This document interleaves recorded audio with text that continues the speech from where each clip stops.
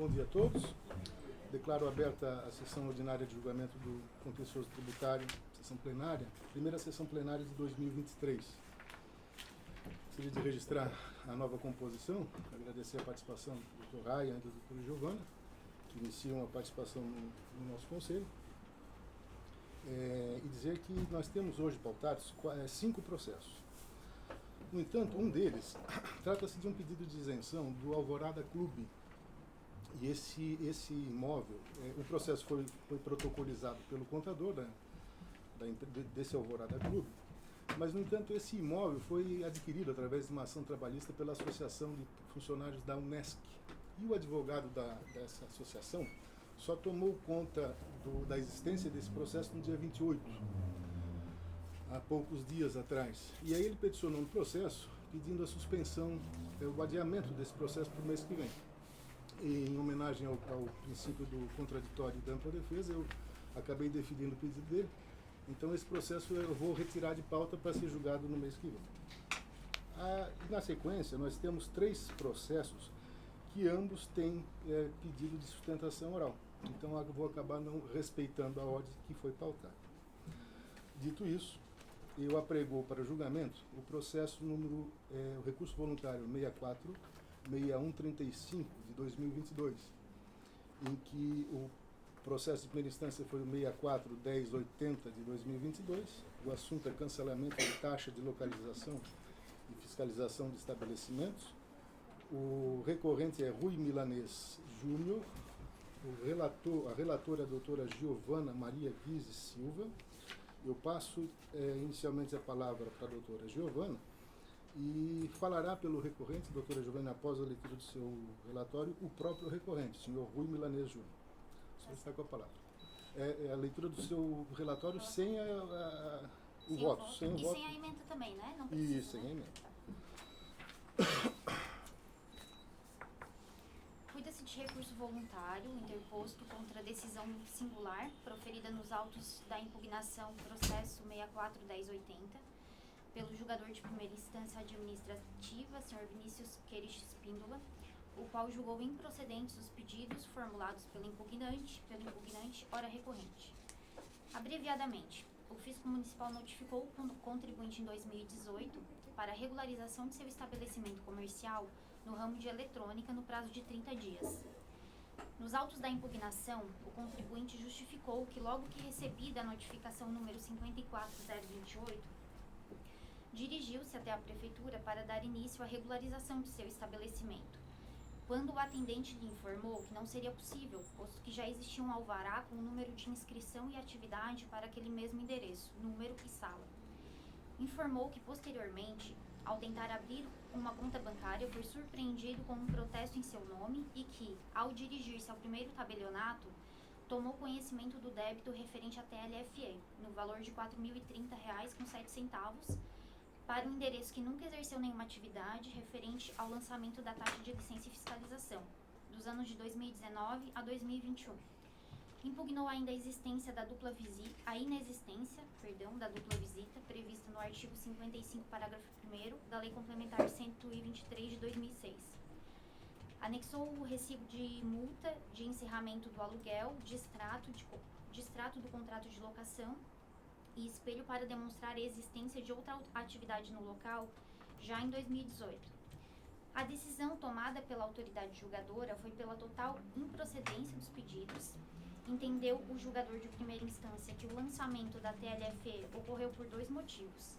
Primeiro, por não haver requerimento formal por parte do impugnante quanto ao encerramento da atividade econômica no prazo indicado na notificação expedida pelo fiscal de rendas responsável pela vistoria in loco.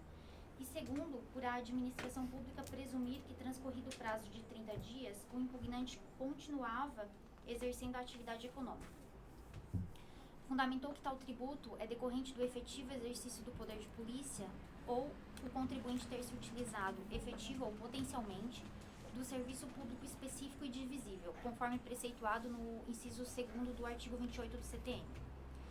Quanto aos documentos juntados, entendeu que o distrato de locação e o extrato de recibo de multa de aluguel anexados nos autos, apesar de datados de 10 de junho de 2018, foram autenticados no cartório somente em 2022, no mesmo dia em que o contribuinte instaurou o segundo processo administrativo, o que representaria forte evidência de se tratar de um negócio jurídico simulado, o que nos termos do inciso 3 do artigo 167 da Lei 10.406 de 2022, que é o Código Civil, é nulo. Assim, não aceitou tais documentos como prova cabal de que o impugnante tenha encerrado sua atividade econômica antes do prazo da regularização. Inconformado com a decisão, o contribuinte interpôs recurso voluntário ao Conselho Municipal de Contribuintes. Neste ato, sustenta que nenhuma das suas defesas falta com a verdade, que, não tendo sido possível regularizar a inscrição, o estabelecimento foi fechado no dia 10 de julho de 2018, ou seja, 26 dias após a visita do técnico, que se deu em 14 de junho de 2018. Que jamais recebeu aviso de protesto em seu endereço, apenas tomando conhecimento da referida dívida por ter sido barrado na abertura de conta corrente. Informou que não comunicou o encerramento de seu contrato porque não possuía qualquer inscrição municipal. Esclareceu que os documentos foram autenticados no ano de 2022 para que fossem acostados à defesa, pois o documento original está em suas mãos.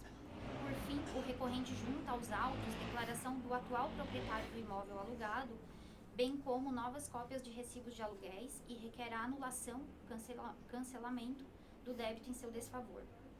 Encaminhados os autos para a réplica fiscal, o entendimento anteriormente exposto foi ratificado. Quanto à declaração anexada pelo recorrente, a autoridade fiscal identificou outros pontos de dúvida que lhe fizeram desconsiderá-la. Vejamos. Sequencialmente, isso é a citação da autoridade fiscal.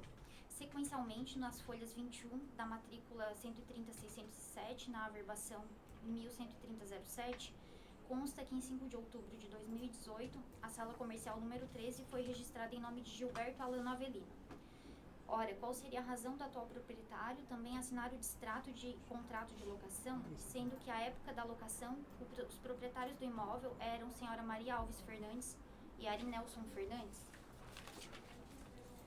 Acrescento ainda a seguinte indagação: porque a declaração nas folhas 28, quem assinou foi Gilberto Alano Avelino, sendo que entre as datas mencionadas não era ele o proprietário do imóvel? Fim da citação. Em ato posterior, a Procuradoria-Geral do Município, na qualidade de fiscal da ordem jurídica, por meio do parecer jurídico tributário 03 de 2023, destacou que para a declaração de nulidade da realização de negócio jurídico simulado, no caso em estudo com o suposto fim de burlar a verdadeira data do encerramento das atividades econômicas do recorrente no local da notificação confeccionada, exige-se que minimamente se demonstre com clareza uma motivação sólida que leve à referida tomada de decisão, demonstrando os pressupostos que estão no artigo 167 do Código Civil. Fato que considerou não demonstrado pela servidora fiscal de rendas e tributos responsável pela manifestação fiscal e pela autoridade julgadora de primeira instância. Isto porque as presunções partiram de duas premissas. A primeira, que os documentos anexados, apesar de datados de 2018, foram autenticados só no dia da apresentação da defesa administrativa. A segunda, que o senhor Gilberto Alano Avelino, que assina os referidos documentos, não era proprietário do imóvel na época dos fatos.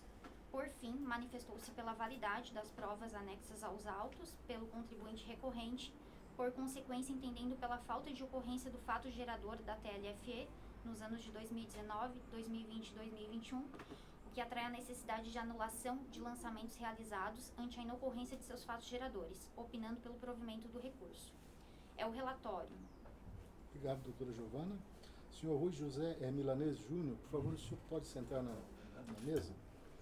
Eu vou franquear a palavra ao senhor durante 15 minutos, sem a parte, mas depois que o senhor terminar, eu peço que o senhor continue sentado, porque se algum conselheiro desejar tirar alguma dúvida com o senhor, aí o senhor já está sentado.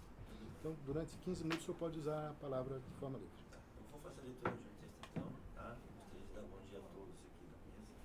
Inicialmente, cumprimentar a banca julgadora, que é presente, e passo para a sustentação oral dos autos 64 e 1080 de 2022, através de uma breve síntese dos fatos, certo? No ano de 2017, coloquei um imóvel, pois tinha intenção de abrir o meu próprio negócio. O imóvel alocado se tratava de um mezanino localizado no edifício Cristina Center, na sala 13. Ressalto, aluguei apenas o mezanino. Na parte terra funcionava um brechó.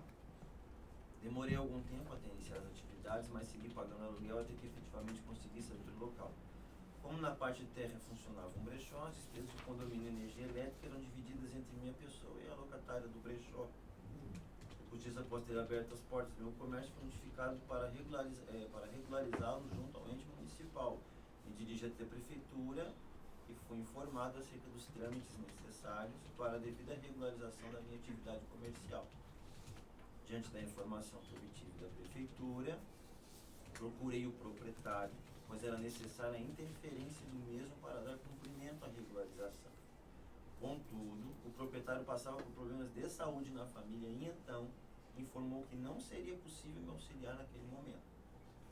Sendo assim, conversei com minha esposa, após se trata de uma policial civil, pessoa bastante esclarecida, e optei em rescindir o contrato de locação e encerrar as minhas atividades, pois não gostaria de ter problemas de espécie alguma, ainda mais com o ente municipal em questão. Porém, por me tratar de pessoa leiga, encerrei o contrato de locação, bem como as atividades, porém não retornei à prefeitura, pois tendo recebido apenas uma notificação, a meu ver, a prefeitura retornaria para averiguar a tal regularização e iria constatar que a empresa tinha encerrado suas atividades. Friso, as atividades da empresa não apenas se encerraram no local, mas como também na esfera comercial. Vale dizer que jamais foi criada inscrição cadastral para a empresa e ou para a minha pessoa, uma vez que apenas houve uma notificação, sendo de minha surpresa o débito aqui atacado. Ressalta-se que todas as argumentações trazidas na defesa escrita estão corroboradas com provas materiais, as quais estão munidas de veracidade, que inclusive me acompanham na oportunidade, autorizando desde já esta corte o manuseio no momento do julgamento, caso julguem necessário. Sem maiores delongas, pugno pela procedência do recurso, com consequente anulação, cancelamento do débito em desfavor do contribuinte Rui Milanese Júnior, retirada do meu nome da dívida ativa desta prefeitura, bem como seja procedida a baixa na inscrição municipal que foi criada em meu nome. Nesses termos, aguardo deferimento de saudações. Eu esqueci o seu nome, senhor. Luiz Fernando. Ó, Luiz Fernando aqui. Luiz, eu não sei se eu preciso dar mais continuidade, né? Porque a senhora Gabriela fez a leitura ali. Giovana, desculpa. Eu tenho documentos aqui em relação ao término das minhas atividades no local, né? Eu literalmente encerrei minhas atividades, literalmente encerrei. 26 dias, como está escrito ali, né? Dentro do prazo. Documentos de recibos, pagamento de multa de aluguel, multa de rescisão de contrato, energia, economia. Eu encontrei todos eles, estão originais aqui e são as minhas provas para dizer que literalmente eu não apenas encerrei o contrato de locação, mas encerrei minhas atividades dentro dos 26 dias. Eu vim na prefeitura naqueles dias, também tem documentos aqui que mostram que eu literalmente estive aqui nesse local para entender do funcionamento do desmembramento das salas. Não sabia que isso existia, nem fazia ideia, sou pessoa leiga, como eu li aqui, né, nesse texto. Eu aluguei apenas um mezanino. Os proprietários das salas daquele local comercial, eles costumam fazer uma divisão de mezanino e sala térrea, para que eles possam alugar para mais de uma atividade e ter o seu, né, ter um rendimento maior. A prefeitura me comunicou naquele dia que eu não conseguiria fazer outra inscrição municipal e outra atividade comercial para o mesmo número, porque já havia naqueles dias. A única maneira que seria possível eu ter a minha regularização seria fazendo o que eles chamaram na época de um desmembramento da unidade lá, da sala do local, por se tratar de uma sala térrea e uma sala mezanina, que na prefeitura é um número só. E aí eu fui informado na época pelo atendente que a única maneira de fazer o desmembramento seria o envio de um técnico da prefeitura no local para fazer medição das duas áreas, né?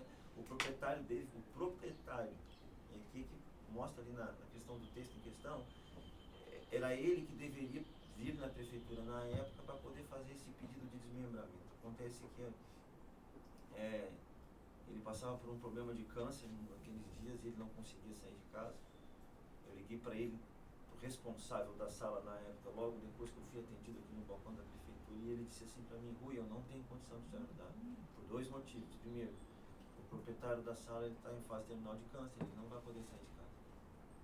E segundo, eu não tenho dinheiro para pagar um técnico da prefeitura para ir lá agora. Eu não consigo trabalhar irregular, seu Cascais. O senhor é o Cascais. Luiz Fernando Cascais. Senhor Luiz Fernando, eu não sei trabalhar de forma irregular. Eu encerrei minha empresa.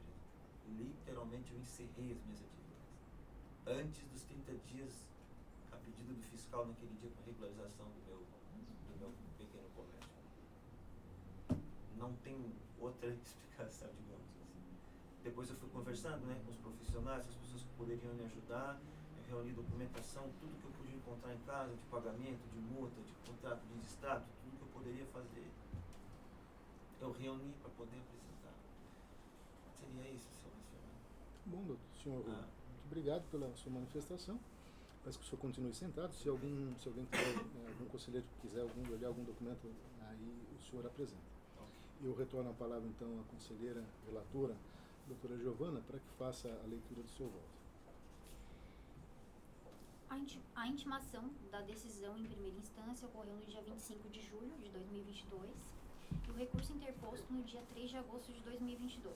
Destarte, nos termos do artigo 155 e 432 do CTM, porquanto tempestivo e formalmente apresentado, entendo que o recurso deve ser conhecido e inexistentes quaisquer questões preliminares ou prejudiciais à análise do mérito, passo à fundamentação do voto. Considerando que o recorrente anexou documentos que, se considerados válidos, têm aptidão para demonstrar a inexistência do fato gerador da TLFE, os quais, inclusive, já havia juntado a impugnação e que, na decisão de primeira instância, foram considerados nulos, com entendimento no mesmo sentido pelos fiscais que exararam parecer, passo a analisar se a prova documental é ou não apta a demonstrar o alegado. No caso, a administração entendeu pela inidoneidade da documentação apresentada pelo contribuinte, recibos e distrato de locação pelos seguintes fatos. As autenticações em cartório foram realizadas somente no ano de 2022, enquanto datados de 2018. As assinaturas não foram conhecidas à época. O senhor Gilberto Alano Avelino assinou declaração de folhas 28, atestando a locação do imóvel em 2017 e início de sua utilização em maio de 2018, antes de se tornar proprietário do bem, eis que a transferência da propriedade foi efetivada apenas em outubro do mesmo ano. Não vislumbro, no caso, razões para entender pela nulidade da relação de locação demonstrada pelo recorrente pela ocorrência de simulação. Nos termos do Código Civil, é nulo um negócio jurídico simulado, mas subsistirá o que se dissimulou se válido for na substância e na forma. Haverá simulação nos negócios jurídicos quando aparentarem conferir ou transmitir direitos a pessoas diversas daquelas às quais realmente se conferem ou transmitem, contiverem declaração, confissão, condição ou cláusula não verdadeira, os instrumentos particulares forem antedatados ou pós-datados, ressalvam-se os direitos de terceiros de boa-fé em fase dos contraentes do negócio jurídico simulado. Primeiramente, entendo que a intenção do recorrente, ao apresentar ao município as fotocópias com registro notarial de autenticidade em relação às originais, se deu apenas por formalidade. Não concebo que o recorrente pretendeu ludibriar o fisco a pensar que as autenticações fossem de 2018. Ademais, importante dizer que o contrato de locação, bem como o seu distrato, possui forma livre, independente de qualquer formalidade para que tenha validade. A Lei 8245 de 91, Lei do Inquilinato, até mesmo possibilita o ajuste verbal do contrato de locação, artigo 47, ou seja, sequer o reconhecimento de firma obrigatório em diversos negócios jurídicos é exigido para a validade desse tipo de negócio. No que se refere às existências das assinaturas do Sr. Gilberto Alano Avelino, entendo que o fato de o mesmo somente ter registrado a propriedade em seu nome em outubro de 2018 não prova que este já não figurasse como dono do imóvel. Não são raras as pessoas que demoram meses e até anos para registrar uma propriedade, dados os custos que da transferência advém. Somado a isso, foi ele o responsável pelo recebimento dos valores a título de aluguel da referida sala comercial, ou seja, ao que tudo indica, Apesar de o senhor Gilberto não ser proprietário legal do imóvel em questão, era ele o responsável de fato pelas salas comerciais, eis que inclusive era o responsável pelo recebimento dos pagamentos a título de aluguel. Isso explica a sua assinatura tanto na declaração anexa quanto no distrato realizado. É fato que a propriedade entre vivos se transfere apenas com o registro no cartório do registro de imóveis, artigo 1245 do Código Civil. Mas para a discussão aqui travada, não haveria impedimento em que o senhor Gilberto, já tendo pago o preço do imóvel, ou parte do preço, estivesse usufruindo de seus frutos, no caso o aluguel. Isto porque, apesar de não estar ainda na condição de proprietário, já poderia figurar na posse indireta do imóvel. Neste sentido, o artigo do Código Civil, 1214, o possuidor de boa-fé tem direito, enquanto ela durar, aos frutos percebidos. Assim, entendo muito frágil a alegação de nulidade do negócio jurídico, distrato, em decorrência de suposta simulação. O Tribunal de Justiça do Estado de Santa Catarina possui entendimento de que o negócio jurídico simulado é de difícil comprovação pela via documental, bem como não pode ser presumida. Presidente, eu leio todo o julgado que eu juntei ou pode ser só a parte Se a que senhora falta? acha que dá para resumir, não fica à vontade. Se não for comprometer o entendimento dos demais conselheiros. Tá bem. Negócio jurídico simulado. Situação de difícil comprovação por intermédio da juntada de documentos. Necessidade da oitiva de testemunhas para a solução da lide. Retorno dos autos ao primeiro grau, que é medida imperativa. Outro julgado do TJSC. Negócio jurídico simulado que deve ser anulado. Tese insubsistente. Vício de consentimento até o momento não demonstrado. Simulação que não pode ser presumida. Ainda, na doutrina de Humberto Teodoro Júnior, pela sistemática geral do ônus da prova, salvo alguma presunção legal incidível no caso concreto, cabe a quem invoca uma simulação o encargo de prová-la. Saliento ainda que nos termos do STJ, a presunção de boa-fé é princípio geral de direito, universalmente aceito, sendo milenar parêmia. A boa-fé se presume, a má-fé se prova. Em acréscimo, insta salientar que os lançamentos ocorreram por presunção, não tendo o fisco estado em loco nos anos posteriores, a fim de confirmar a existência do estabelecimento. Nesse aspecto, o entendimento do Tribunal de Justiça do Estado de Santa Catarina é de que cumpre ao fisco a comprovação. Taxa de licença e fiscalização, encerramento das atividades empresariais, fato gerador não demonstrado, causalidade que grava o executado, que não fez comunicação administrativa oportuna. Competia ao município de Brusque a revelação do exercício do poder de polícia, indicando concretamente a hipótese de incidência. A materialização da obrigação tributária naquele período posterior à baixa da empresa para que fosse válida a cobrança do valor relativo a TLLF. Ante o exposto, voto pelo conhecimento do recurso voluntário e, no mérito, seu integral provimento para cancelamento do débito referente à taxa de licença e fiscalização de estabelecimento, referente aos anos de 2019, ficou errado ali no meu voto, eu tenho que arrumar depois, 2020 e 2021, é como voto. A senhora então vota pelo conhecimento e provimento integral. Do recurso. Exatamente. Ok. A matéria então eu coloco em discussão com os conselheiros. Se há alguma dúvida, algum questionamento? Eu tenho. Nos autos houve a comprovação de baixa da empresa na JUSESC ou na Receita Federal, cartão CNPJ, aparece quando foi dada a baixa? Doutor, seu nome, desculpa. Meu nome é Felipe. Seu Felipe, doutor Felipe, assim, ó, ela não existiu, doutor. Era uma empresa de fato. Não, tipo assim, ó, eu não consegui. A empresa nem foi aberta? Nada. Juridicamente não. Exatamente. Tem documento de prova na defesa, né, que mostra certidão negativa da JUSESP, né? Negativa não, esqueci o nome. Das empresas que já foram abertas pela nossa, tá? Então a empresa não chegou sequer a existir. Nem inscrição municipal, nem estadual, nem CNPJ, nem federal, nada. Que foi o motivo pelo qual o senhor achava que inclusive não precisava vir aqui da baixa, né? Tipo assim, ela não existiu de fato, né? Então, primeiro seria municipal, digamos assim, né? Depois faria aquela estadual, federal, enfim. Então, ao que me parece, houve apenas um descumprimento de obrigação acessória de dar baixa pela prefeitura.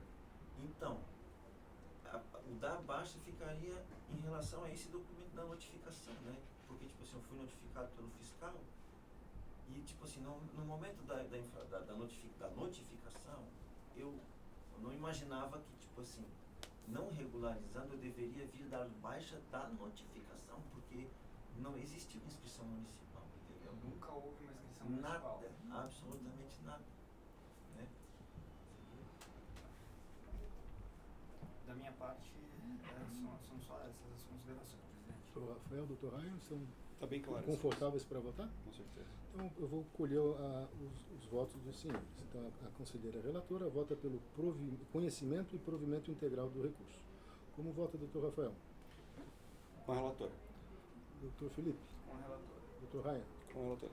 Eu proclamo o resultado do julgamento. Por unanimidade de votos, decidiu-se pelo conhecimento e, no mérito, dar provimento integral ao recurso voluntário para cancelamento do débito referente à taxa de licença e fiscalização de estabelecimentos, referente aos anos de 2019, 2020 e 2021. O seu pedido foi deferido, senhor Rui. O senhor sinta-se à vontade, caso queira continuar aqui na sala, e também, caso queira sair, fique à vontade. Só peço que o senhor... Gente, é emoção. Eu não dormi algumas noites por conta disso. É Giovana, né? Isso. Obrigado, Giovana. Imagina. Demais. Obrigado, Rafael, muito obrigado. Rafael, né? Segue a vida, Felipe. Eu vou deixar com os demais, tá? Pode sair, se quiser, pode continuar aqui se quiser. Tá bom. Tchau. Eu apregou para julgamento o recurso voluntário 645021 de 2022, em que o processo de primeira instância é o 638157 Ah, desculpa, doutor. Achei que estava O seu processo? de 2022. O assunto é isenção de IPTU. O recorrente é a senhora Maria Madalena de Jesus. O relator é o conselheiro Rafael Trombim da Silva. Invertida. Da Silva Trombim, perdão. Certo. A senhora Maria Madalena de Jesus irá fazer uso da palavra. Então, inicialmente, eu passo a palavra ao conselheiro Dr. Rafael, para que faça a leitura do relatório sem a menção do seu voto. Presidente, seus conselheiros, eu já esclareci ao presidente, tive um problema no meu computador pessoal e eu estou recuperando esse arquivo, desde ontem está com o técnico. Não trouxe o arquivo impresso, mas de qualquer forma, diante da singeleza aqui do processo em questão, eu vou relatar aquilo que aconteceu verbalmente, não vou ler no relatório, e depois vou passar ao voto que eu já havia proposto e estudado. Então trata de pedido de isenção de IPTU do cadastro municipal 6147 do ano de 2022, cujo imóvel é de propriedade da senhora Maria Madalena de Jesus e do senhor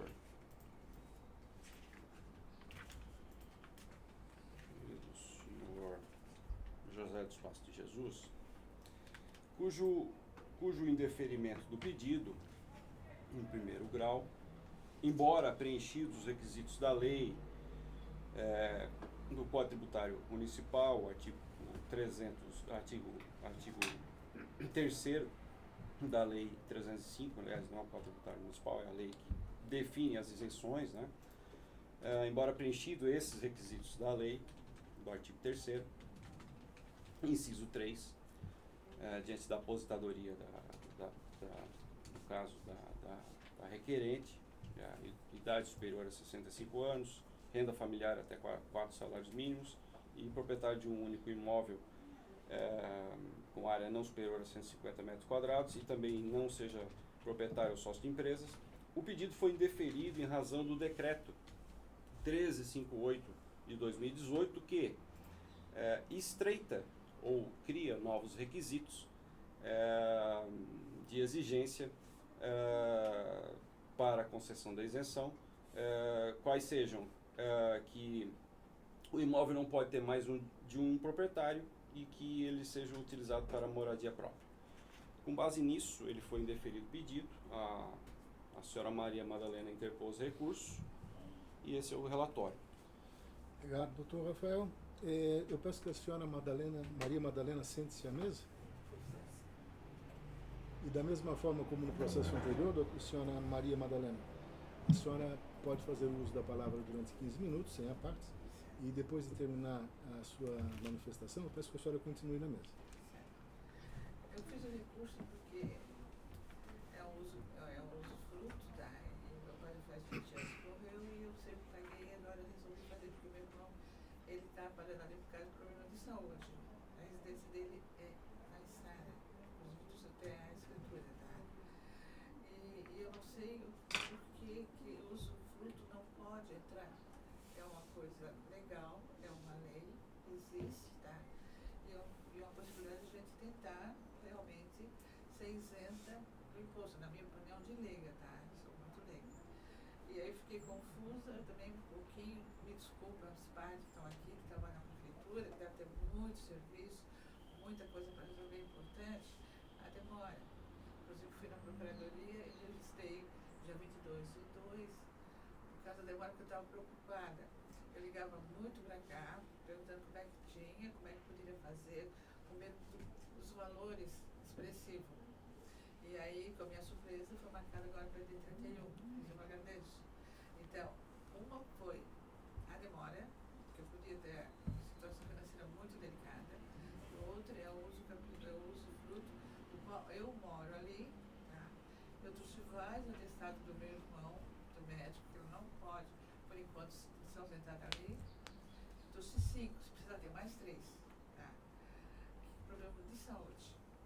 Então, eu gostaria de saber por que aí que o cadastro pode ser uma pessoa só, não pode ser 2 pessoas. Então, claro, teria que ser eu.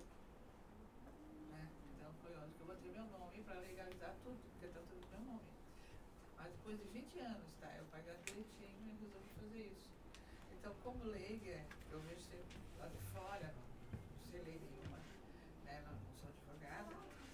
Uma foi que não vejo por que motivo, né? Se eu moro ali, estou sendo cuidadora agora por enquanto dele, que está muito doentinho, ainda continua, pulmão, coração, neuronismo cerebral e problema também de coluna. Então tem todos os atestados aqui, muito remédio gasto. E eu gostaria também a consideração pela demora, porque eu teria mais possibilidades por acaso. Claro que a gente torce para dar certo, reza para dar certo. Mas se não der certo, eu acho que demora um pouco, porque agora tem 2023.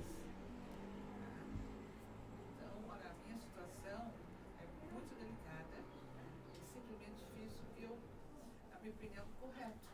Pedir direto, acho que é a prefeitura, a isenção. Ou qualquer pessoa pode pedir. Agora, eu não sei o que houve ali, porque do usufruto, mas realmente eu estou sendo beneficiada para mim. Eu não sei mais o que dizer, porque eu sou leiga, a não ser que alguém pergunte alguma coisa, Isso. eu respondo. A senhora continue na mesa, se houver algum conselheiro desejar fazer uma pergunta, aí a senhora responde. Agradeço. Muito obrigado pela sua manifestação, senhora Maria Madalena. Eu retorno então a palavra ao conselheiro Rafael para que faça a manifestação do seu voto. Sim, presidente. De fato, o imóvel está registrado em nome da senhora Maria Madalena e do seu irmão. Tem usufruto do seu pai, né?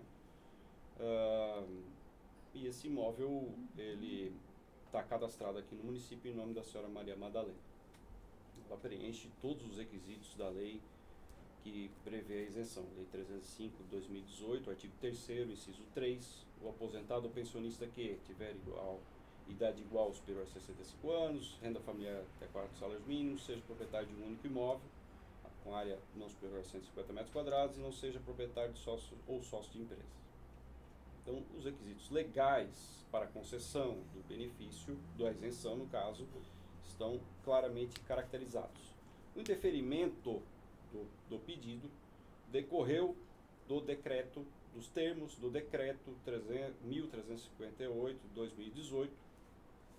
No seu artigo 1º, ele menciona que os imóveis mencionados no inciso 1, 2 e 3 é o caso do artigo 3º da Lei Complementar 305, de 20 de dezembro de 2018, não poderão ter mais de um proprietário, com exceção do cônjuge, e deverão ser utilizados para moradia própria, e seu uso deverá ser estritamente residencial ou unifamiliar. Bom, destaco aqui, senhores conselheiros, que nós temos um parecer aqui da Procuradoria-Geral do Município, lavrado aqui no dia 23 de janeiro de 2023, assinado pela Procuradora-Geral do Município, doutora Ana Cristina Soares Flores, pelo provimento integral do recurso, cujo posicionamento eu me filio integralmente, justamente porque o decreto em questão, senhores conselheiros, ele estreita, ele cria requisitos que a lei não prevê. Ele diz que a pessoa, né, beneficiária, né, potencial beneficiário, não pode ter, o imóvel não pode ter mais de um proprietário. A lei não prevê essa situação. Não preciso aqui, né, com todas as vênias, argumentar que um decreto municipal possa alterar, modificar, criar novas condições para uma isenção que é prevista em lei. Né? O que está em lei, se é justo ou não, está na lei.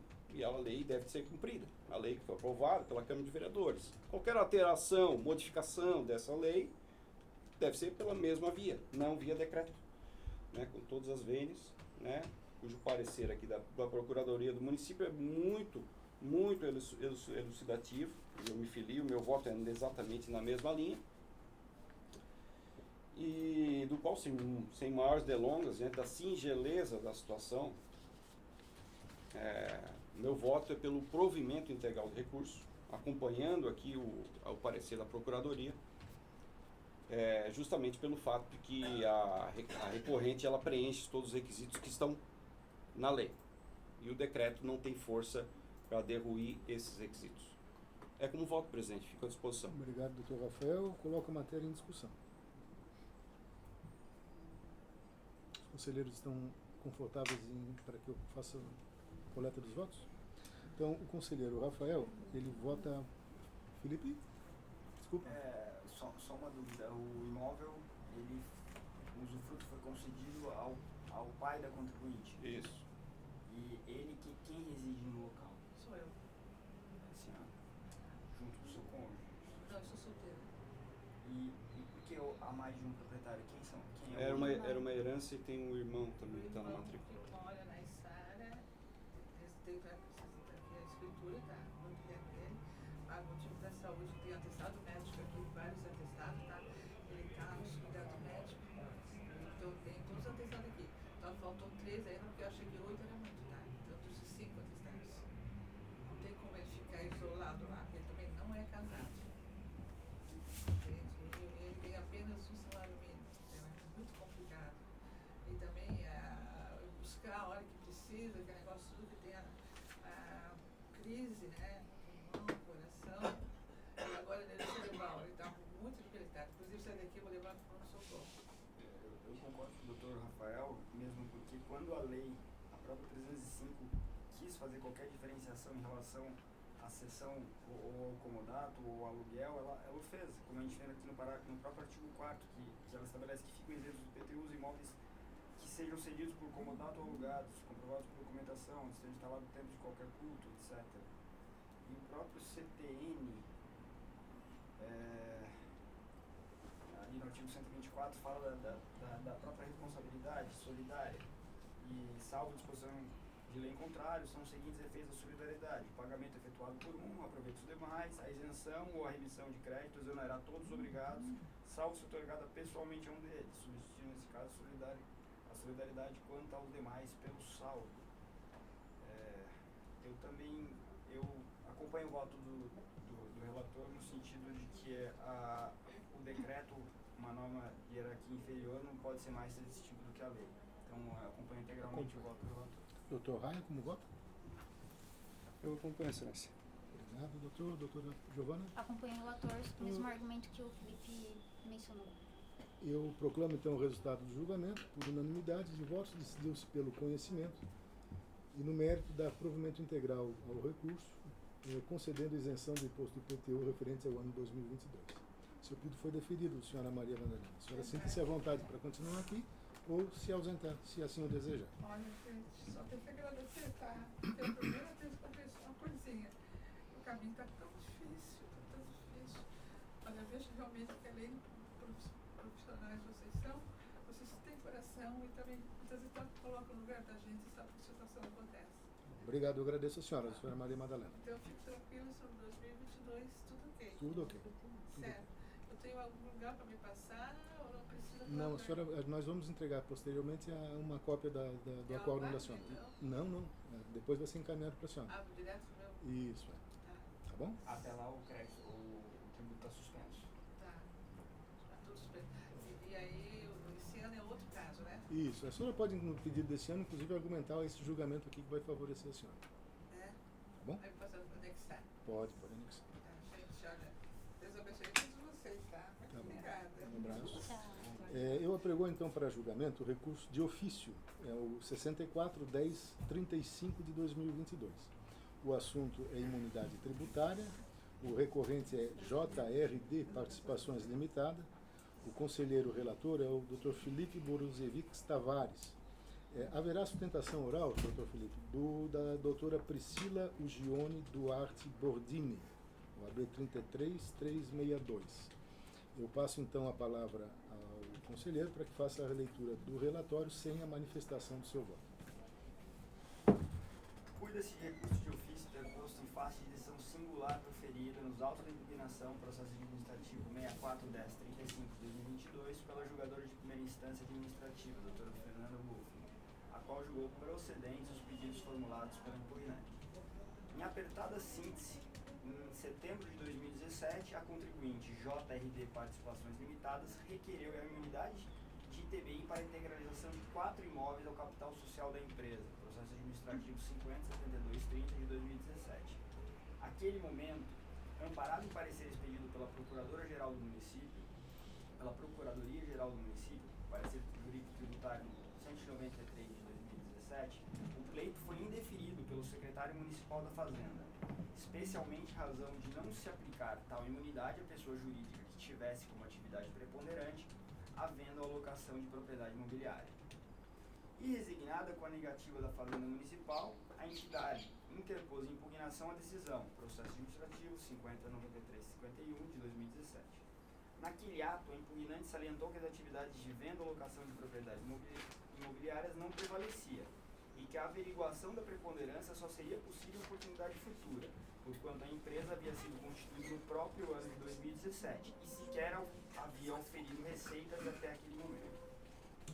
Convencida pelos argumentos da impugnante, a autoridade competente, aquele momento o prefeito do município, decidiu pelo provimento dos pedidos entabulados no recurso, no momento em que fora, portanto, concedida a imunidade, ainda que sob condição resolutória e sujeita à verificação ulterior pelo fisco municipal, conforme determinava a legislação pertinente. Vencido o lapso temporal de 3 anos e após análise dos demonstrativos contábeis da contribuinte, as autoridades fiscais responsáveis concluíram pela impossibilidade da manutenção do direito à imunidade do imposto. Por meio de correspondência eletrônica, o fisco municipal comunicou a contribuinte sobre o indeferimento do pedido, já encaminhando as guias para a quitação do imposto. Página 16 do processo administrativo 64.10.35 de 2022. Diante da manifestação fazendária, inconformada com o lançamento do tributo, a empresa interpôs impugnação à notificação, cuja fundamentação assentou-se na premissa de que suas receitas preponderantes se originaram de ganhos de participação incontroladas, resultado de equivalência patrimonial, as quais, sim, deveriam compor a base de cálculo da análise de preponderância para os fins de concessão da benesse constitucional. Em face das alegações, a autoridade julgadora de primeira instância determinou a apresentação das demonstrações contábeis, balanços e demonstrativos do resultado do exercício, DRE, da controlada, da Agostinho Participações e Investimentos Limitadas, referente ao período de 1º de janeiro de 2018 a 31 de dezembro de 2020, o que foi atendido por meio do processo administrativo número 64.7019.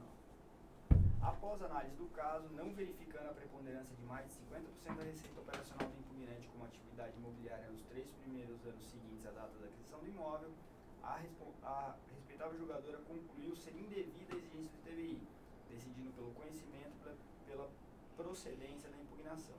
No mesmo ato, a própria julgadora interpôs o recurso de ofício previsto no artigo 156 do CTN e no artigo 33 do Decreto 1325 de 2018.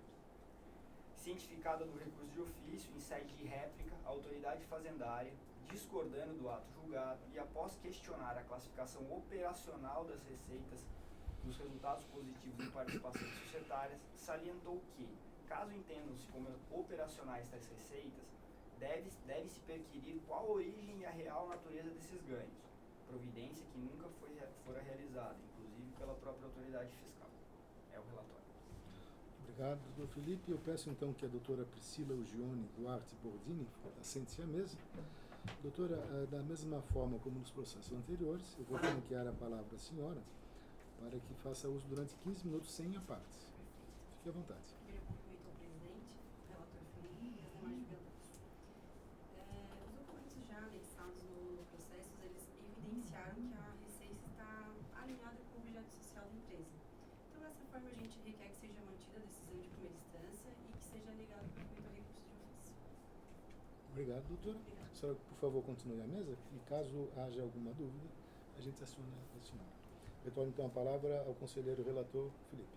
Tratando-se de recurso tempestivo, inexistente quaisquer questões preliminares ou prejudiciais à análise do recurso, passo a examinar o mérito e a fundamentar o voto.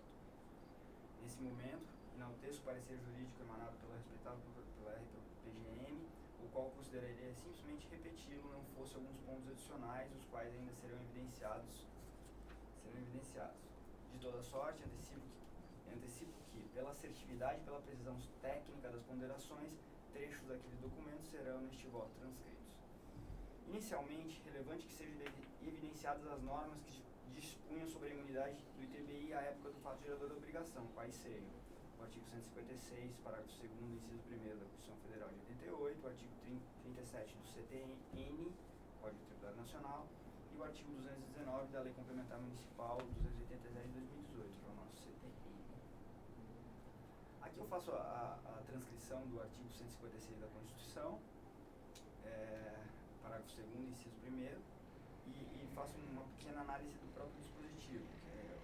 Aqui eu escrevo que nos termos da norma constitucional não incide TBI na transmissão de bens e direitos incorporados ao patrimônio de pessoa jurídica em realização de capital, e nem na transmissão de bens ou direitos decorrentes de fusão, incorporação, cisão ou extinção de pessoa jurídica, ressalvada a hipótese de atividade preponderante ser a compra e venda desses bens ou direitos, locação de bens imóveis ou arrendamento mercantil. Faço o mesmo em relação ao Código Tributário Nacional, transcrevo aqui o artigo 37 e menciono que, sim, o Código Tributário avança um pouco e outros sim estabelece os critérios para aferição dessa preponderância. E acho importante fazer a leitura desse dispositivo. O artigo 37 do CTM diz: o disposto no artigo anterior não se aplica à pessoa jurídica que tenha como atividade preponderante a venda ou alocação de propriedade imobiliária ou cessão de direitos relativos à sua aquisição. Parágrafo 1º. Considera-se caracterizada a atividade preponderante referida neste artigo quando mais de 50% da receita operacional da pessoa jurídica adquirente nos 2 anos anteriores e nos 2 anos subsequentes à aquisição decorrer das transações mencionadas nesse artigo. Parágrafo 2º. Se a pessoa jurídica adquirente iniciar suas atividades após a aquisição ou menos de 2 anos antes dela, apurar-se-á a preponderância referida no parágrafo anterior, levando-se em conta os 3 primeiros anos seguintes à data da aquisição. Verificada a preponderância referida nesse artigo, tornar-se-á devido imposto, nos termos da lei vigente, a data de aquisição, sobre o valor do bem ou direito nessa data. Posteriormente, faço a transcrição aqui do nosso Código Tributário Municipal, o artigo 219, e também ele estabelece os critérios de forma um pouco mais específica. Acho desnecessária a leitura do artigo. No presente caso, tem-se que a impugnante iniciou suas atividades no dia 9 do mês 6 de 2017, sendo-lhe concedida a imunidade sob condição resolutiva, a contar da data de aquisição dos imóveis, ocorrida em 20 de 12 de 2017, na forma prevista no parágrafo 2º do artigo 37 do CTN, conforme já evidenciado no processo administrativo 50.9351 de 2022. Dessa forma, a concessão de imunidade em definitivo dependia da verificação pela própria administração municipal da atividade preponderante da impugnante nos 3 primeiros anos seguintes à data da aquisição do imóvel, isso é, entre 1º de janeiro de 2018 e 31 de dezembro de 2020. o que ocorreu após a apresentação dos documentos pela empresa, nos quais evidenciaram-se ganhos de participação incontrolada, equivalência patrimonial, no valor de aproximadamente 7 milhões e 200, e receitas advindas de aluguéis de atividade mercantil, aproximadamente de 320 mil reais. Contextualizando os fatos ocorridos após a entrega dos referidos documentos, colaciono excerto elucidativo externado na decisão de primeira instância. Abro aspas e faço referência aqui ao julgamento em primeira instância. Submetida à análise da autoridade fiscal, esta se limitou ao exame do contrato social do impugnante, a qual tem como objeto social a compra e venda de imóveis próprios e receitas operacionais de aluguel de venda de imóveis, nada observando quanto às receitas operacionais provenientes da participação em outra sociedade nacional, entendendo assim por cancelar a benesse. Além disso, a autoridade fiscal, na oportunidade da sua réplica à presente impugnação, após ser provocada pela contribuinte, inova em sua argumentação, trazendo fundamento de fato novo, no sentido de que as receitas operacionais de participação em outras sociedades se tratam de ganhos ou resultados positivos em participações societárias, os quais, não se enquadrando no conceito legal de receita operacional pelo fato de visarem lucro, tanto não são incluídas na base de cálculo do IRPF e da contribuição social do lucro líquido, não podendo assim serem caracterizados pelo efeito de atividade preponderante, segundo seu entendimento. De fato, o trecho transcrito supra aborda o ponto nodal da controvérsia, qual seja, para os fins de deferimento da imunidade, deve a autoridade fiscal analisar a origem dos lucros da empresa controlada, fato diretamente relacionado com os ganhos de participação incontrolada, equivalência patrimonial, com o objetivo de aferir se aquele lucro da controlada advém de operações de compra e venda de bens imóveis, locação ou arrendamento mercantil. Então, quanto à questão colocada, a elucidativa jurisprudência acostada nos autos pela julgadora ACO, aqui eu faço a transcrição do julgamento, da jurisprudência, e no mesmo sentido, eu não vou fazer a leitura dele, no mesmo sentido for a decisão proferida pelo próprio STJ nos autos do RESP 183.6227 Rio Grande do Sul de 2015. E aqui eu faço também a transcrição do recurso especial julgado pelo STJ. Vou ler só os pontos grifados. Conforme constou da decisão recorrida, a fiscalização concluiu que em 2004 e 2005, mais da metade do faturamento da empresa, nos 2 períodos, resultou de atividade imobiliária, além de, em 2006 e 2007, as receitas preponderantes de participação no resultado de controladas, cujos objetivos sociais são as mesmas atividades impeditivas ao reconhecimento da imunidade. Portanto, a atividade preponderante restou evidenciada, diretamente e mediante participação de empresas incontroladas, como atividade de mesma natureza, o que impede a concessão da imunidade. Aí eu faço a análise desse dispositivo. A contrário senso, portanto, se a controlada não exerce atividades imobiliárias, o ganho de equivalência patrimonial, escriturado pela controladora, é receita operacional não advinda de operações de compra e venda de bens desses direitos, locação de bens imóveis ou arrendamento mercantil. Start, não se verificando a preponderância de mais de 50% da receita operacional da recorrente com atividades imobiliárias nos 3 primeiros anos seguintes à data da aquisição dos imóveis, seria indevida, portanto, a exigência do TBI. Saliento, por fim, que o caso concreto, sob exame, não demanda nova análise das demonstrações contábeis da sociedade controlada, da Agostinho Participações, sob pena de autoridade julgadora substituir a competência para o lançamento do imposto, atribuída legalmente aos agentes fiscais. Ainda destaco que a cláusula 3ª do contrato social da empresa controlada dispõe que a sociedade empresária, abro aspas, que a sociedade empresária tem como social a participação em sociedades como sócio cotista ou acionista e o assessoramento gerencial de empresas direta ou indiretamente controladas ou coligadas, holding, fecho aspas, e que, conforme consta no Cadastro Nacional da Pessoa Jurídica, CNPJ, realizado junto à Secretaria da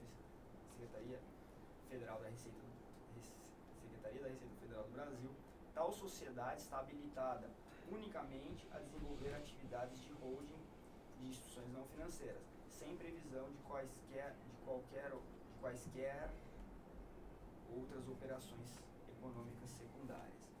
Ante o exposto, considerando o conteúdo probatório trazido aos autos, voto pelo conhecimento do recurso de ofício e no mérito pelo seu não provimento, nos exatos termos da decisão proferida em primeira instância administrativa.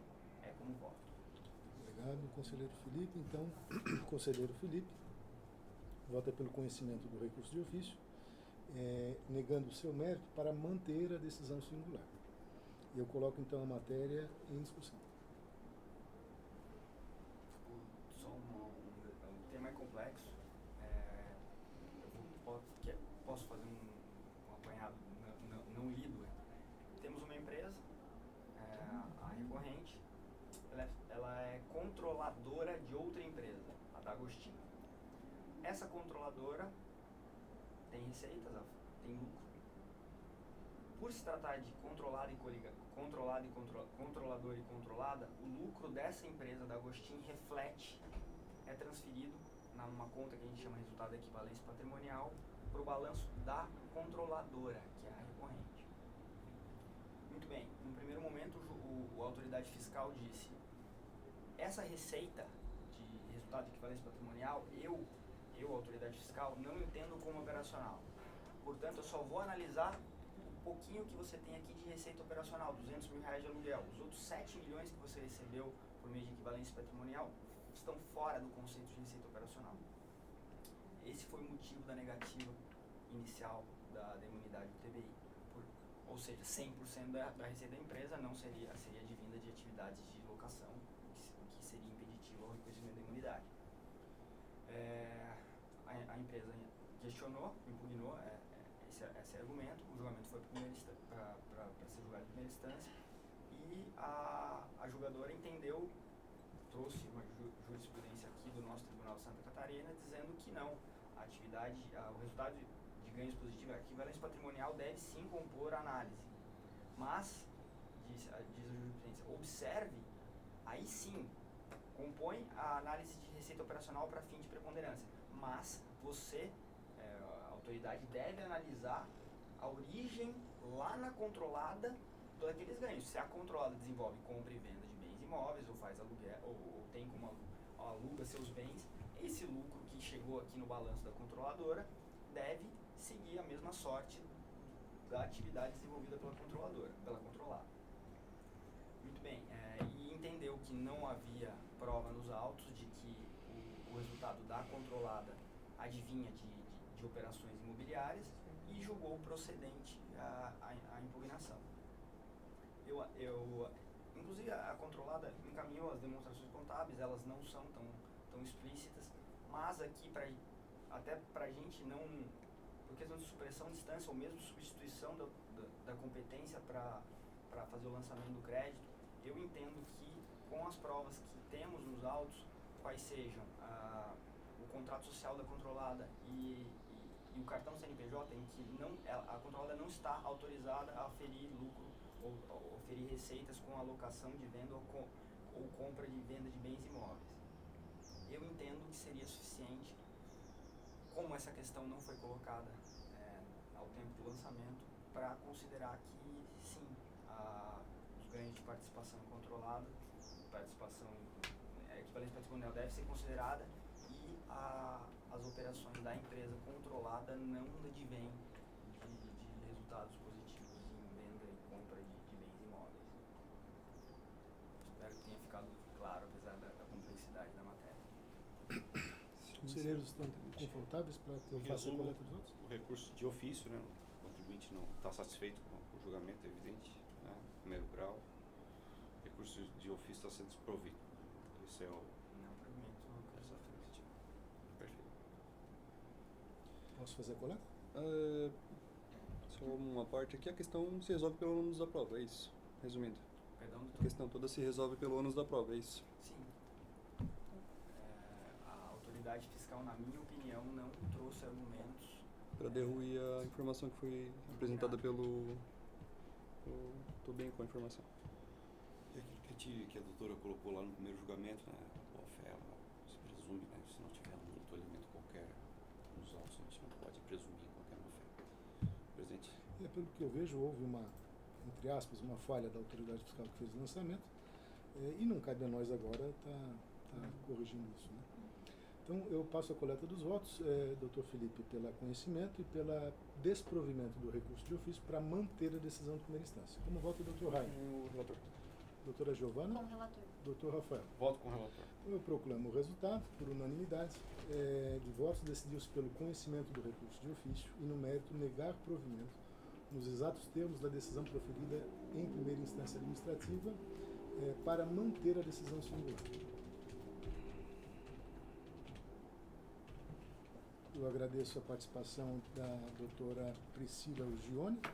Fique à vontade. O seu pedido foi... O seu pedido não, o pedido de ofício foi indeferido. Muito obrigada. O próximo processo seria, então, do Alvorada Clube, que eu estou retirando de pauta. E o último processo, então, é o pregou para julgamento, o recurso voluntário 64.0024/2022. Processo de primeira instância 63.2706, também de 2022. O assunto é a isenção de taxa de licença e fiscalização de estabelecimentos. O recorrente é Ariano e Rocha, advogados associados. E o relator é o Dr. Ryan de Alva Rocha. Nós não temos pedido de sustentação oral, Dr. Ryan. Então, eu passo a palavra ao senhor. E, diferente dos outros, eu peço que o senhor faça a leitura do relatório e, de imediato, já continue com a leitura do seu voto. Presidente, pela ordem, é que ainda estou nova aqui, né? Estou Sim. um pouco perdida. Eu acho que esse processo foi eu que julguei em primeira instância, né, Dr. Ryan? Aí eu sou Posso- impedida Sim. para Se votar? foi- Posso confirmar aqui, só um instante. Se for isso, estaria impedido. A julgadora de processos fiscais, Giovana Maria Guise da Silva. Relatório, fundamentação. Giovana Maria Guise da Silva. Então, nós temos duas possibilidades. Ou nós adiamos também esse julgamento para que a gente convoque a suplente, né? A sua suplente é a Doutora Liliane. doutora Liliane. Ou uma possibilidade que temos para manter a paridade entre sociedade civil organizada e poder executivo, eu posso tirar a Giovana e tirar um outro representante da sociedade, que seria o Dr. Rafael. E aí a gente coleta os votos só do Dr. Felipe e do Dr. Ryan. Aí fiquem à vontade para... Existem as duas possibilidades. Presidente, nós já fizemos julgamentos nos anos anteriores das duas formas, né? Sim. Tanto adiando, tanto quanto... Eu fico à disposição, questiono o relator que ele... enfim, Não me oponho, nem a nenhuma das duas situações, né? Deixar a decisão com Dr. Felipe? da minha parte. Eu também, presidente, o que o senhor decidir. Então vamos dar sequência ao julgamento. Aí só o Dr. Rafael não participa do julgamento. Depois, lá no final do acórdão, Dr. Ryan, aí eles só vão... vou retificar aqui E eu o... peço desculpas porque eu não tinha me atentado quando saiu a pauta. Se a gente observar isso aí, a gente já Sim. informa, porque já faço a convocação da suplente, né? Então, com a palavra o Dr. Ryan. Vamos tentar para isso aí também. Antes disso, Dr. Ryan, deixa eu fazer uma consideração. Chegou ao conhecimento do Conselho que há uma ação judicial que trata justamente da alvará de funcionamento dos advogados. Certo. É uma ação implementada pela Ordem dos Advogados do Brasil e a decisão vale para todos os advogados. Uma pergunta que eu faço antes do senhor iniciar o seu relatório. Seria o caso lá na análise das preliminares, nós verificarmos eventualmente a perda de objeto desse processo ou não? Eu acredito que não, porque a decisão judicial ainda está sujeita a recurso, né? E pela primazia do mérito aqui a gente pode julgar a questão. Então tá ok. Né? Eu não acho que vai ser prejudicial ali a questão da impetração da ordem, não.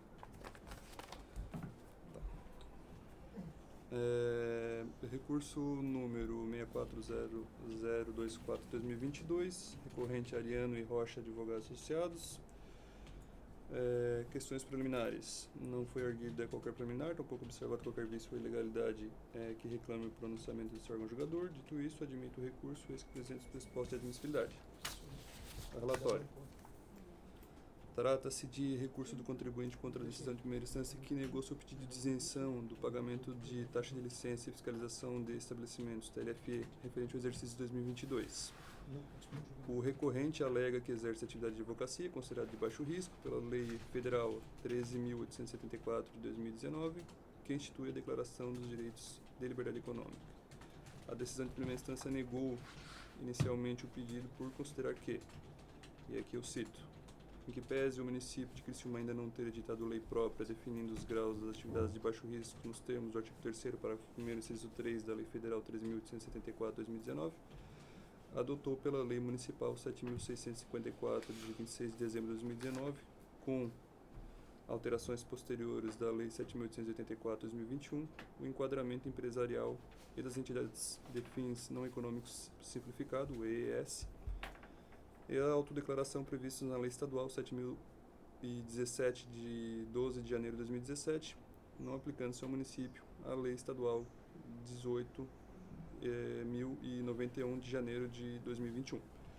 E como fez remetendo à Lei Estadual 17.071, perdão, de 2017 e por sua vez remete às normativas do Corpo de Bombeiros, deve ser observado o artigo 4º da Instrução Normativa número 1 DAT CBMSC do Corpo de Bombeiros Militar de Santa Catarina. Desse modo, não sendo possível o enquadramento do impugnante dentre as atividades econômicas de baixo risco no que se refere à segurança contra o incêndio, adotada pela lei municipal, não há que se falar em dispensa do pagamento do tributo. Autuado feito em segunda instância, sobrevieram os pareceres da Secretaria Municipal da Fazenda e da Procuradoria-Geral do Município, as folhas 6 e 8 e 10 até 16, ambos se manifestando pelo desprovimento do recurso e manutenção da decisão singular. É o relatório. Pode, como não temos sustentação oral, doutor, pode já passar para a sua certo. análise de mérito e o voto. Fundamentação do voto. Pugna o contribuinte pela reforma da decisão de primeira instância ao fundamento de que as leis 13.874 de 2019 e 18.081 de 2021 são sim capazes de superar a improcedência e não levam à interpretação diversa apresentada na decisão de primeira instância, ao que destaca que os serviços de advocacia estão elencados em ambas as legislações como atividade de baixo risco. O recurso adianto merece provimento.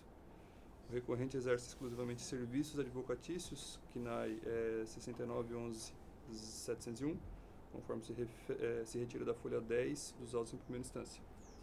A Lei Federal 13.874 de 2019, que institui a Declaração de Direitos de Liberdade Econômica, estabelece normas de proteção à livre iniciativa, ao livre exercício da atividade econômica e disposições sobre a atuação do Estado como agente normativo e regulador, teve por escopo,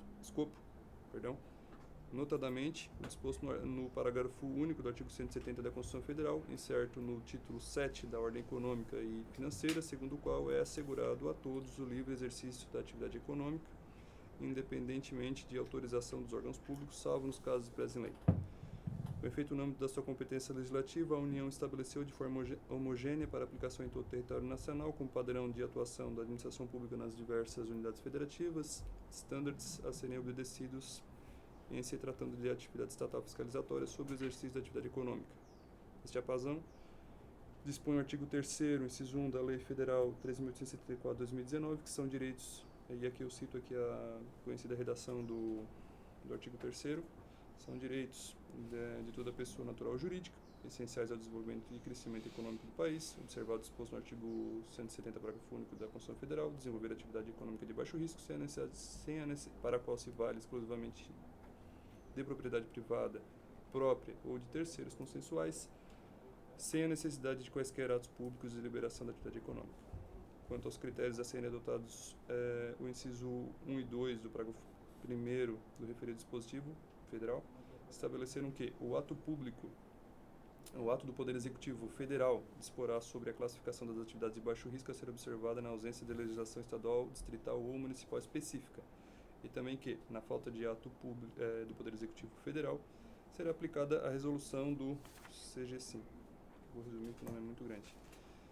Independentemente da aderência do ente federativo à Rede Nacional de Simplificação de Registro e Legalização de Empresas e Negócios. Assim observado o disposto no artigo 19 do Decreto Federal 10.178/2019, a classificação. Esse decreto aqui, ele regula o artigo 3º em âmbito federal.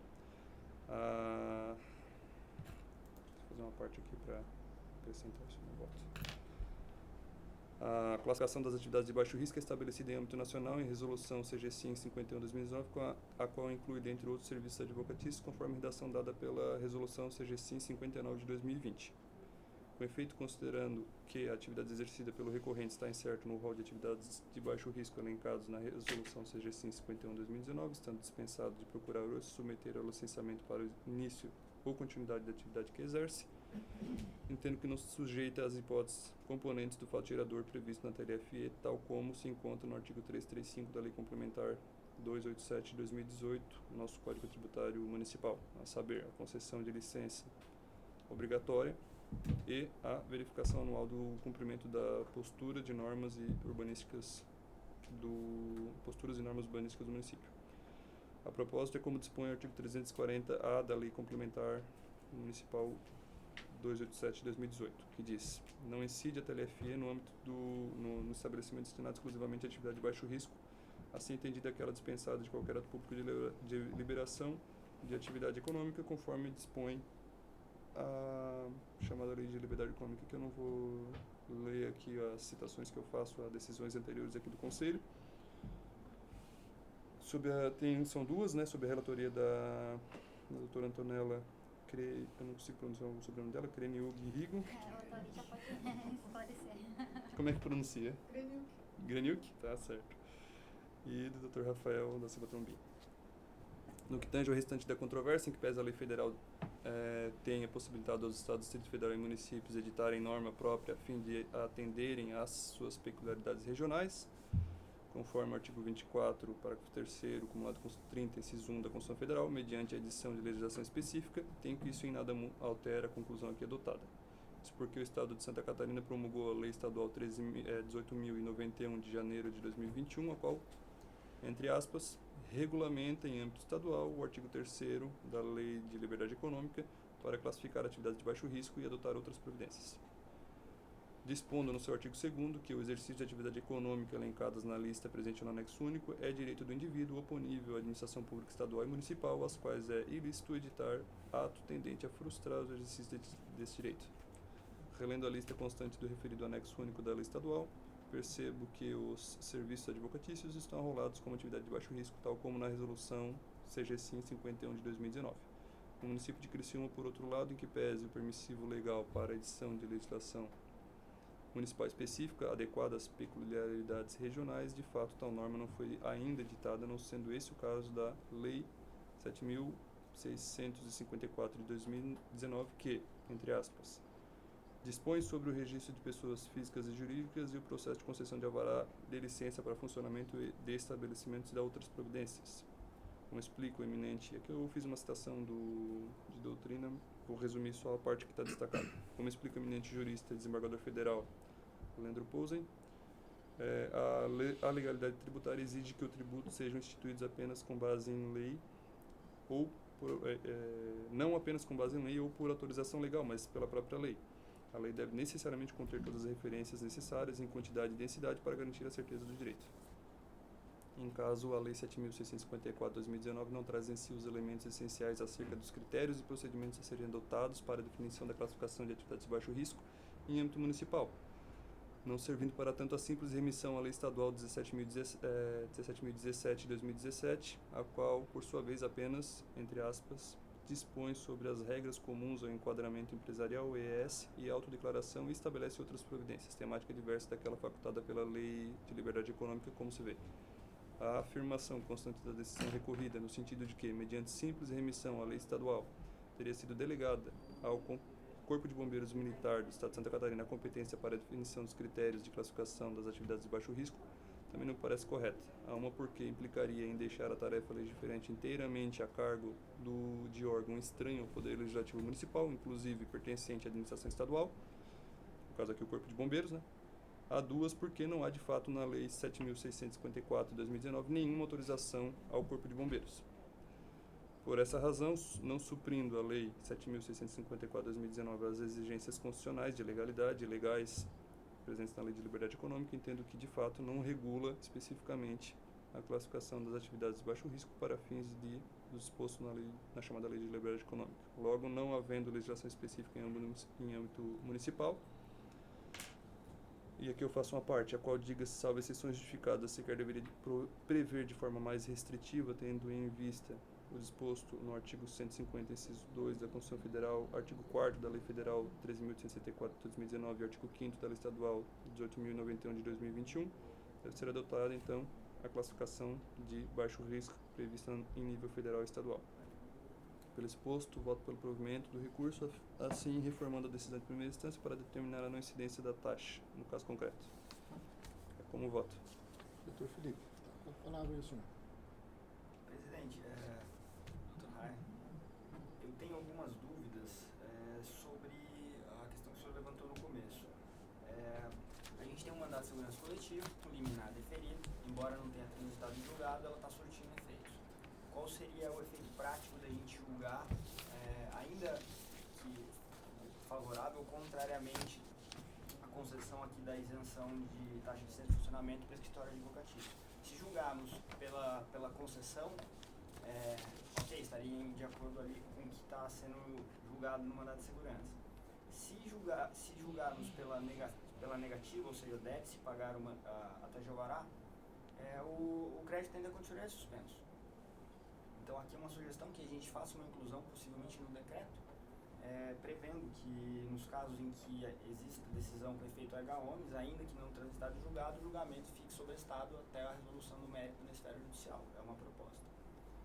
E também o que me preocupa é a gente for analisar aqui a própria lei do mandato de segurança, no artigo 22, o mandato de segurança coletivo não induz litispendência para as ações individuais, mas os efeitos da coisa julgada não beneficiarão o impetrante a título individual se não requerer a desistência do seu mandato de segurança no prazo de 30 dias. Aqui por analogia, eu fico me questionando, ele pode se beneficiar, ele pode não se ele tiver um mandato de segurança ou um recurso administrativo, ele tem que escolher, ou ele adere ali ao mandato de segurança coletivo, ou ele continua com o próprio mandato de segurança individual. E eu fico me questionando se isso valeria para o próprio recurso administrativo, ou seja, ele pode se beneficiar aqui de uma decisão e ao mesmo tempo não se beneficiar de uma decisão do mandato de segurança coletivo. Eu estou sinceramente com dúvidas aqui do efeito prático dessa ação judicial e o que pode acarretar aqui esse julgamento.